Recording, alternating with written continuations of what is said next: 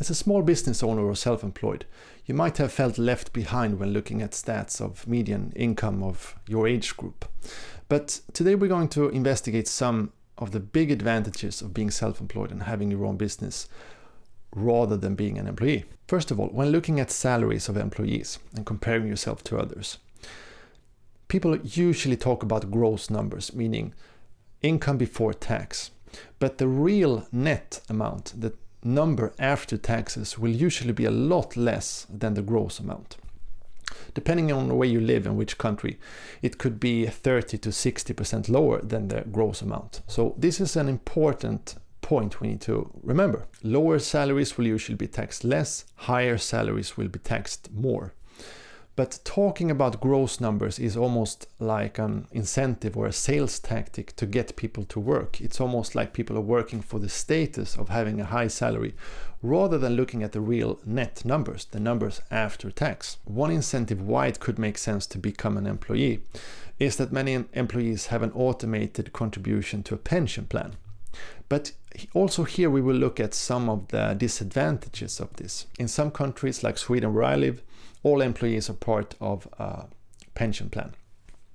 But in other countries, employees are totally responsible for their own pension planning. Another reason here why this system is not that great is because pensions are often talked about in gross numbers, but the net number would be a lot less. The number after taxes is a lot less than what people are talking about.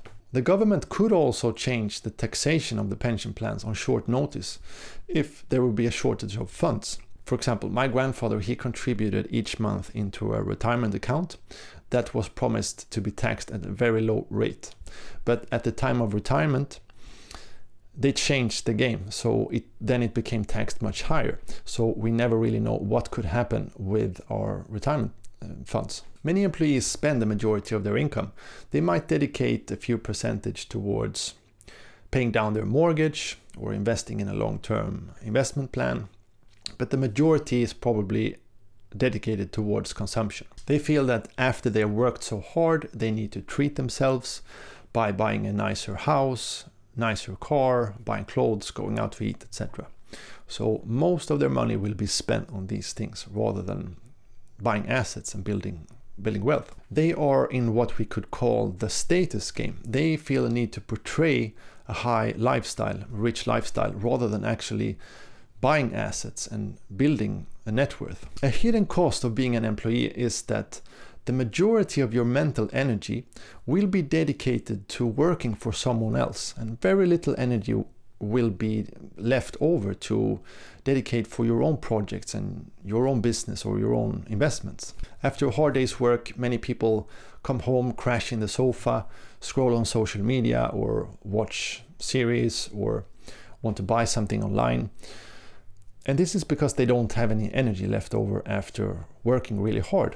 Here is where the small business owner or the self-employed has a huge advantage, because they can dedicate 100% of their mental energy and time for their own projects, for building their own business or managing their own investments. For example, if we look at someone who works 5 or 6 days a week, growing and scaling their own business, this has some huge advantages compared to being an employee.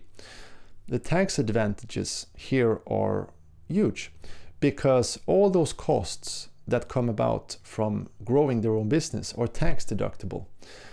So this means that they can reinvest a lot of their income into their own business and pay a lot less tax than an employee would do. An employee will first be taxed 30 to 60% of their income. Then they can invest in their own education or in their own projects with what's left over. But the business owner or the self-employed can invest directly, and then they will be taxed on the profit. So if they reinvest a lot of this in growth, the difference of this becomes huge. And since the employee doesn't have any time or energy left over after they have worked, they are usually left with the only option of investing in index funds, while the business owner can invest in their own education or in advertising and in investments that will have a result already the next month in their in their business. The business owner can also delegate a lot of boring tasks like accounting, for example, or simple tasks like reading emails and things like this, which is also tax deductible.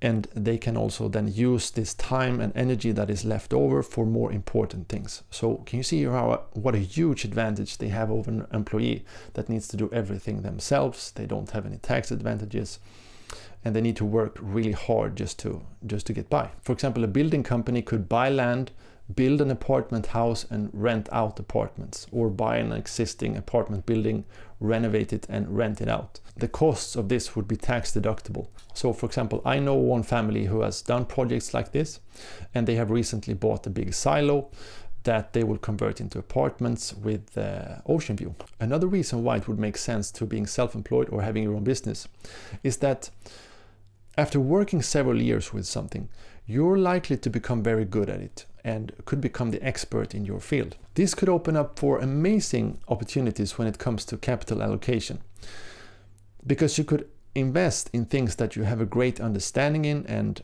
really have a huge advantage because of tax advantages and your own skill compared to an employee who can only invest in passive index funds. Being an expert in your field and really knowing the nitty-gritty of that niche can really lower the risk in making investments. For example, the family that bought the silo and converting it into apartments that I talked about, an employee could never have the capital to do this and would probably also not have the skills to pull off such a project. Another reason why it makes sense to become a small business owner or being self-employed is that you will become very skilled in handling cash and handling cash flow. So each day or each week when cash enters your business account, you will need to see that as seeds of future value. You need to take a decision on where you could spend this, where it would create the highest return on investment, where you would see the highest return in the future.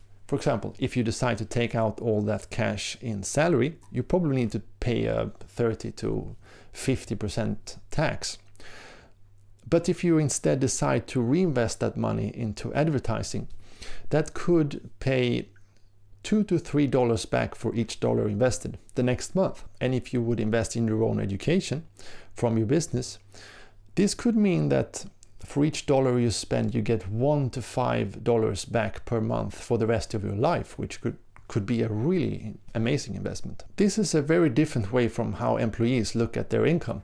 They usually see their income as a way to just pay their expenses and money that they can live off until the next month. So while the employee spends most of their income without thinking, the business owner or self-employed will look at money and see, how can I unlock the future value of this money? How can I get this dollar to become $10 in the future? And the simple habit of thinking like this will create a huge advantage for the business owner. Another huge advantage of being a business owner is that you're creating an asset that in many times could be sold in the future.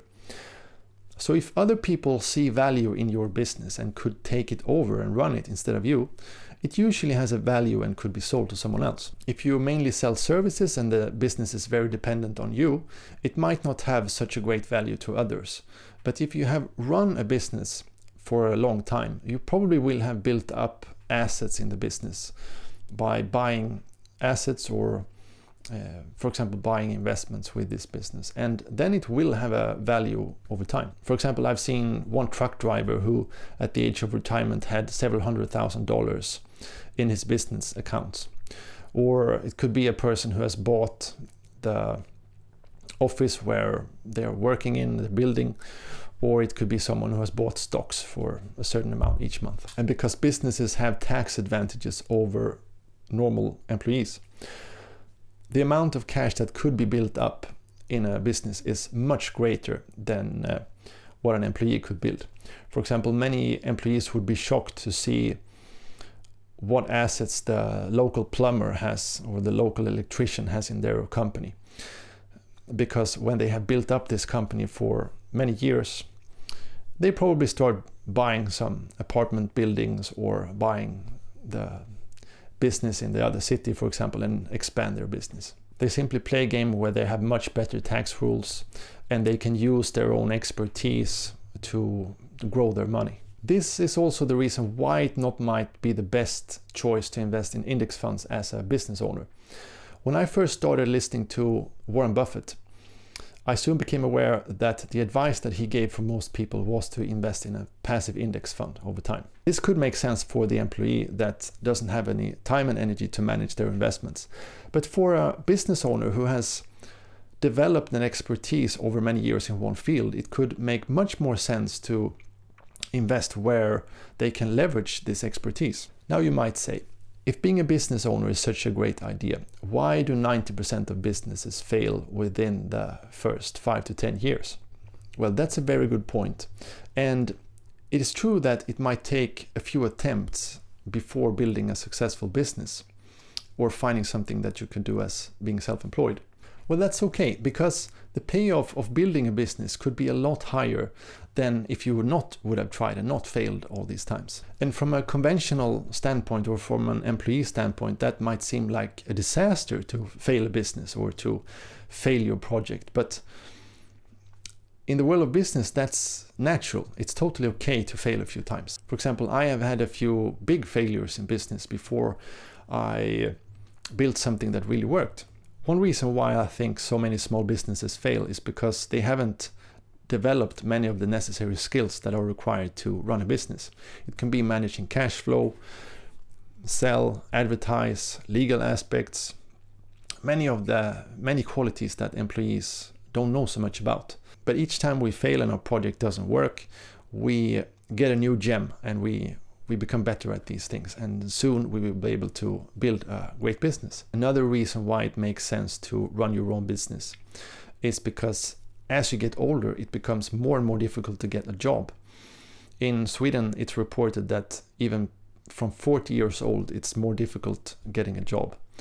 At the same time, the government wants you to work until you're 70, but then you will have a whole group of people who are getting older and who are not able to get a job. If you run a business, you make your own decisions and you can work for as long as you want.